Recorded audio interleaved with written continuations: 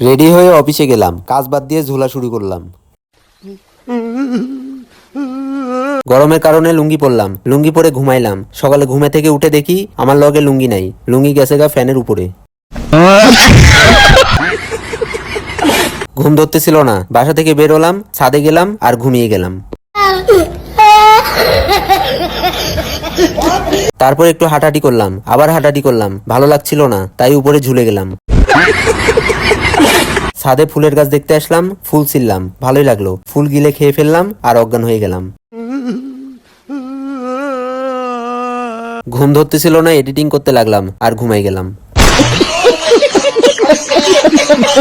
Phone টিপতে টিপতে রাত 2টা বেজে গেল। ঘুমাতে গেলাম আর কারেন্ট চলে গেল। ছাদে আসলাম, নিচে তাকালাম, এত উপরে সবকিছু দেখে অজ্ঞান হয়ে গেলাম।